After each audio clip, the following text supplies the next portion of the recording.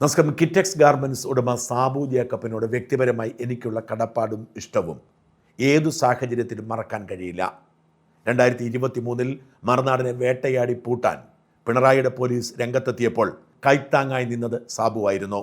മറുനാടിലെ ശമ്പളം മുടങ്ങാതിരിക്കാൻ, സർക്കാരിനെതിരെയുള്ള കേസ് നടത്തിപ്പിൽ പാളിച്ചു പറ്റാതിരിക്കാൻ സാബു നടത്തിയ ഇടപെടൽ മരിച്ചു മണ്ണടിഞ്ഞാലും മറക്കാൻ കഴിയില്ല. ആ ആദരവും സ്നേഹവും സാബുവിനോട് ജീവിതത്തിൽ എക്കാലവും ഉണ്ടാവും. അതുമാത്രമല്ല, കിറ്റെക്സിൻ്റെ നേതൃത്വത്തിൽ 2020 എന്ന പാർട്ടി ഉണ്ടാക്കി നമ്മുടെ നാട്ടിൽ വലിയൊരു മാറ്റത്തിൻ്റെ കാറ്റ് വീശാൻ കിറ്റെക്സ് സാബു നടത്തിയ നീക്കങ്ങളോട് എക്കാലത്തും എനിക്ക് പിന്തുണയുണ്ടായിരുന്നു. പരമ്പരാഗത രാഷ്ട്രീയ പാർട്ടികളിൽ വ്യത്യസ്തമായി ഗുഡ് ഗവേണൻസ് എന്ന ആശയം മനസ്സിൽ വെച്ചുകൊണ്ട് ആം ആദ്മി പാർട്ടി മോഡലിൽ കേരളത്തിൽ ഒരു വലിയ ജനകീയ വിപ്ലവത്തിന് സാബു തുടക്കം കുറിച്ചിരിക്കുന്നു എന്ന് വിശ്വസിച്ചുകൊണ്ട് തന്നെയാണ് സാബുവിനെ പിന്തുണച്ചത്. അഴിമതിരഹിതമായ ഭരണം തന്നെയാണ് കിഴക്കമ്പലത്തും സമീപ പ്രദേശങ്ങളിലെ പഞ്ചായത്തുകളിലും 2020 കാഴ്ചവെച്ചത്. ജനാധിപത്യത്തിൻ്റെ ഒരു കുറവ് 2020 ഉണ്ടേ എന്ന വിമർശനത്തെ അംഗീകരിക്കുമ്പോഴും സക്സസിൽ അതൊരു ഘടകമാണ് എന്ന സത്യം വിഷമത്തോടുകൂടി സമ്മതിക്കേണ്ടി വരുമ്പോൾ ആ പ്രശ്നം പരിഹരിക്കപ്പെടുന്നു. പിന്നീട് അപ്രതീക്ഷിതമായി 2020 NDA മുന്നണിയുടെ ഭാഗമാവുന്നു. 2020 ഐഡന്റിറ്റിയും സ്വാതന്ത്ര്യവും അങ്ങനെ തന്നെ നിലനിർത്തി ഒരു ബദൽ രാഷ്ട്രീയ മുന്നേറ്റത്തിന് ഒരുങ്ങണമായിരുന്നു എന്നാണ് എൻ്റെ അഭിപ്രായമെങ്കിലും രാഷ്ട്രീയ നിലപാടിനെക്കുറിച്ച് തീരുമാനമെടുക്കേണ്ടത് 2020 എന്ന രാഷ്ട്രീയ പാർട്ടിയാണ്. NDAയോടൊപ്പം അവർ ചേർന്നു എന്നതിൻ്റെ പേരിൽ മാത്രം അവരെ കുറ്റം പറയാനോ തള്ളിപ്പറയാനോ ഞാൻ ഒരുക്കമല്ല. എന്ന് മാത്രമല്ല, പിണറായി സർക്കാരിൻ്റെ ശക്തമായ വേട്ടയാടൽ. ഇനി പിണറായിയുടെ ഭരണം മാറി UDF അധികാരത്തിൽ വന്നാലും ബെന്നി ബെഹനാന്റെ നേതൃത്വത്തിൽ 2020 പൂർണ്ണമായും ഇല്ലാതാക്കാൻ വേണ്ടി ഏതറ്റം വരെ പോകുന്ന സാഹചര്യം നിലവിലുണ്ട് എന്ന യാഥാർത്ഥ്യം, വഴങ്ങാത്തവർക്കെതിരെ EDയെ കൊണ്ട് കേസെടുപ്പിക്കുന്ന രീതി കേന്ദ്ര സർക്കാരിനുണ്ട് എന്ന സത്യം, ഇതൊക്കെ നിലനിൽക്കുമ്പോൾ സമ്പൂർണ്ണ കച്ചവടക്കാരനായ കിറ്റെക്സ് സാബുവിനെ NDA മുന്നണിയുടെ ഭാഗമായേ മതിയാവൂ എന്ന സാഹചര്യമുണ്ടായാൽ നമുക്കെങ്ങനെ കുറ്റം പറയാൻ കഴിയും? അതുകൊണ്ട് തന്നെ അത് 2020യുടെയും കിറ്റെക്സ് സാബുവിൻ്റെ മാത്രം വിഷയം എന്ന് കാണാനാണ് ഞാൻ ആഗ്രഹിക്കുന്നത്. NDAയിൽ ചേർന്നു എന്നതുകൊണ്ട് കിറ്റെക്സ് സാബുവിനെയും 2020യെയും തള്ളിപ്പറയേണ്ട കാര്യമില്ല എന്ന് തന്നെയാണ് എൻ്റെ വിശ്വാസം. മാത്രമല്ല, കേരളത്തിലെ BJP മുന്നണിയുടെ തീരുമാനങ്ങളിൽ ഏറ്റവും നിർണായകമായ പങ്ക് വഹിക്കുന്ന 2 പേരിൽ ഒരാളായി കിറ്റെക്സ് സാബു മാറുകയും ചെയ്തു. മോദി വരുമ്പോഴടക്കം കിറ്റെക്സ് സാബുവും രാജീവ് ചന്ദ്രശേഖരുമാണ് ഒപ്പമുള്ളത് എന്നോർക്കണം. എന്നാൽ 2020യുടെ സ്ഥാനാർത്ഥി പ്രഖ്യാപനം വന്നപ്പോൾ നിരാശയും ദുഃഖവും തോന്നി എന്ന് പറയാതിരിക്കുന്ന നിവൃത്തിയില്ല. 2020 സ്ഥാനാർത്ഥികളാക്കേണ്ടത് സമൂഹത്തിൽ മാതൃക കാട്ടിയിട്ടുള്ള, പൊതുപ്രവർത്തന പരിചയമുള്ള, ജനപിന്തുണയുള്ള നേതാക്കളെയാണ്. സെലിബ്രിറ്റികളെ തിരഞ്ഞെടുക്കുന്നതിൽ തെറ്റൊന്നുമില്ല. എന്നാൽ ആ സെലിബ്രിറ്റികൾക്ക് സമൂഹത്തോട് ഉത്തരവാദിത്വമുണ്ടായിരുന്നു. അവരുടെ നിലപാട് സാമൂഹ്യ മാറ്റത്തിന് വേണ്ടിയാണ് എന്ന് തെളിയിക്കണം. അഖിൽ മാരാരെ സ്ഥാനാർത്ഥിയാക്കിയത് അതുകൊണ്ട് തന്നെ ആദരവോടെ കാണുന്നു. എന്നാൽ എന്തുകൊണ്ട് അഖിൽ മാരാരെ തൃക്കാക്കര എന്ന ഒരു ജയസാധ്യതയുമില്ലാത്ത മണ്ഡലത്തിൽ സ്ഥാനാർത്ഥിയാക്കി എന്നത് ഒരു കടങ്കഥയാണ്. അഖിൽ മാരാരെ സ്ഥാനാർത്ഥിയാക്കേണ്ടത് അഖിൽ പ്രവർത്തിച്ചിരുന്ന കൊട്ടാരക്കരയിലായിരുന്നു. ഇനി കൊട്ടാരക്കര 2020ക്ക് കിട്ടിയില്ല എന്ന് കരുതുക. അങ്ങനെയെങ്കിൽ 2020ക്ക് സ്വന്തമായി കിട്ടിയ തൃപ്പൂണിത്തറയിൽ എന്തുകൊണ്ട് അഖിൽ മാരാർ സ്ഥാനാർത്ഥിയായില്ല? തൃപ്പൂണിത്തറ BJPക്ക് വലിയ സ്വാധീനമുള്ള A ക്ലാസ് മണ്ഡലമാണ്. അത് 2020ക്ക് കിട്ടുമ്പോൾ തീർച്ചയായും അവിടെ സ്ഥാനാർത്ഥിയാക്കേണ്ടത് അഖിൽ മാരാരെയായിരുന്നു.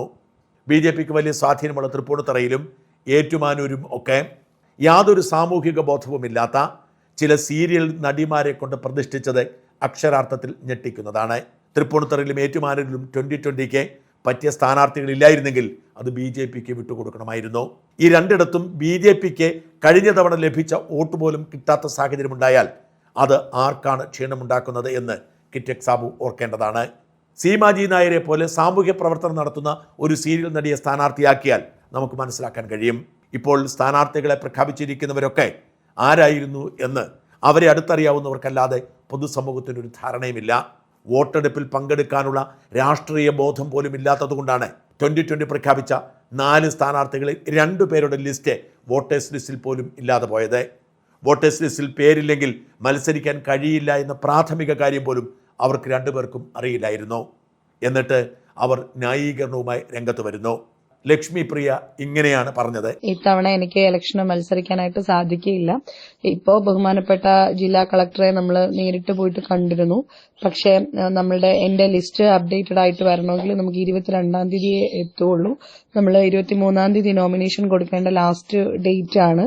നമുക്ക് സ്ക്രൂട്ടണിക്കായിട്ടൊക്കെ ഒരു ദിവസം വേണം. അപ്പൊ നമ്മൾ നാളെയോ അല്ലെങ്കിൽ നമ്മൾ സൺഡേയോ ഒക്കെ ആയിരിക്കും നമ്മൾ നോമിനേഷൻ കൊടുക്കേണ്ടി വരിക. അപ്പോൾ നമ്മുടെ സമയം, നമുക്ക് മുന്നിൽ അത്ര സമയമില്ല. ഒരു ദിവസം എന്ന് പറയുന്നത് എത്ര വാല്യുബിൾ ആണ് എന്നുള്ളത് നമുക്ക് ഇപ്പൊ മനസ്സിലായിട്ടുണ്ട്. പിന്നെ എന്റെ ഭാഗത്ത് മിസ്റ്റേക്ക് ഉണ്ട്, അതായത് SIR ലിസ്റ്റ് അപ്ഡേറ്റ് ചെയ്തിട്ടുണ്ടായിരുന്നില്ല. പക്ഷേ ഇതേ സെയിം തൃക്കാക്കര നിയോജക മണ്ഡലത്തിൽ തന്നെ കഴിഞ്ഞ കാലങ്ങളിലുള്ള ഇലക്ഷനുകളിലെല്ലാം സജീവമായിട്ട് ഞാൻ വോട്ട് ചെയ്തിരുന്ന ഒരു വ്യക്തി തന്നെയാണ്. ഞാൻ ആ ഒരു വിശ്വാസത്തിൽ ഇരുന്നത് കൊണ്ടാണ് എനിക്ക് ഈ ഒരു മിസ്റ്റേക്ക് പറ്റിയത്. അതുകൊണ്ട് പിന്നെ നിങ്ങൾ എല്ലാവരും ഗംഭീരമായിട്ട് പ്രവർത്തിക്കുക. നിങ്ങൾക്ക് എല്ലാ വിജയാശംസകളും നേരുന്നു. എനിക്ക് യാതൊരു വിഷമവും ഇല്ല. 2020 എന്ന് പറയുന്ന ഈ ഒരു പാർട്ടിയുടെ നയം എന്ന് പറയുന്നത് എന്നെ എന്നോ ആകർഷിച്ച ഒരു സംഗതിയാണ്. എന്താണോ ഞാൻ മനസ്സിൽ കാണുന്നത് അത് തന്നെയാണ് 2020യുടെ ആദർശങ്ങളും. ആ ആദർശങ്ങളെ എല്ലാം ബഹുമാനിച്ചുകൊണ്ട് തന്നെ ഞാൻ നിങ്ങളുടെ എല്ലാവരുടെയും കൂടെ ഉണ്ടാവും. ഉറപ്പായിട്ടും ഞാൻ പെരുമ്പാവൂർ നിയോജക മണ്ഡലത്തിൽ തന്നെ എന്തായാലും ഏത് കാൻഡിഡേറ്റ് വന്നാലും അവർക്ക് വേണ്ടിയിട്ട് പ്രവർത്തിക്കാനായിട്ട് ഞാൻ ഉണ്ടാവും. ഇത് വെറും ന്യായീകരണമാണ് എന്ന് കേൾക്കുന്നവർക്കറിയാം. സമാനമായ വിശദീകരണവുമായാണ് വീണ നായരും രംഗത്ത് വന്നത്. എന്റെ ചിന്ത എന്താ, ചങ്ങനാശ്ശേരി ഞാൻ വോട്ട് ചെയ്തിട്ടുണ്ട്, അവിടെ എനിക്ക് വോട്ടുണ്ട്, ഈ ഒരു ചിന്തയിൽ തന്നെയാണ് ഞാൻ ഉള്ളത്. അപ്പോൾ ആ ഒരു രീതി തന്നെ ഉണ്ടായിരുന്നതും. അപ്പോൾ അതിനകത്ത് വേറെ നൂലാമാലകളൊന്നും ഇല്ലല്ലോ, വോട്ട് ചെയ്തിട്ടുണ്ടല്ലോ, അതിനകത്ത് ഇപ്പോൾ വേറെ പ്രശ്നങ്ങളും തടസ്സങ്ങളും ഇല്ലല്ലോ. പിന്നെ 15-ാം തീയതിയാണ് നമ്മുടെ ഈ 15-ാം തീയതി കൊണ്ട് ഇതിൻ്റെ അപ്രൂവൽ ക്ലോസ് ചെയ്യുന്നു എന്നുള്ളത് നമ്മൾ അറിയുന്നില്ല. ഞാൻ ഇതിനെ ശരിക്കും പറഞ്ഞാൽ ഇതിങ്ങനെ ഒരു കോംപ്ലിക്കേഷൻ ഉണ്ടെന്ന് അറിയുന്നത് 17-ാം തീയതിയാണ്. കാരണം എന്ന് വെച്ചാൽ ഇവർ ഓട്ടോമാറ്റിക്കലി ഇതിൻ്റെ ഡീറ്റെയിൽസ് ഒക്കെ ചോദിച്ച സമയത്ത് ഇങ്ങനെ ചോദിച്ചപ്പോൾ ഞാൻ പറഞ്ഞാൽ ചങ്ങനാശ്ശേരിയിലുണ്ടല്ലോ എന്ന് ചോദിച്ചപ്പം ചങ്ങനാശ്ശേരി വോട്ട് ചെയ്തതായിട്ട് കാണിക്കുന്നുണ്ട്, പക്ഷെ പേര് കാണിക്കുന്നില്ല എന്ന് പറഞ്ഞു. നിങ്ങൾ മുന്നേ വോട്ട് ചെയ്തതായിട്ടുണ്ടെന്ന് പറഞ്ഞു. അപ്പോൾ അവർ ഉടനെ തന്നെ അതിൻ്റെ കാര്യങ്ങൾ നമുക്ക് വേഗം തന്നെ എല്ലാം ശരിയാക്കാമെന്ന് പറയുന്നു. 23-ാം തീയതി നമുക്ക് സമയമുണ്ടെന്ന് പറയുന്നു. അപ്പോൾ ഇവിടെ വന്നതിന് ശേഷം പിന്നെ അവിടെ നിന്ന് ഒരു അനക്കമില്ല. പിന്നെ നമ്മളിങ്ങനെ വിളിക്കുന്നു, ഇനിയിപ്പോൾ ഒന്നും ചെയ്യാൻ പറ്റത്തില്ല, ഒരുപാട് പേരെ വിളിക്കുന്നു. അപ്പോൾ അവർ പറയുന്നു അങ്ങോട്ട് പോകും, നിങ്ങൾ ഇങ്ങോട്ട് പോകും. ഇന്നലെ മുതൽ ഇന്ന് രാവിലെ വരെ അതിൻ്റെ മൊത്തത്തിലൊരു കൺഫ്യൂഷനായിരുന്നു.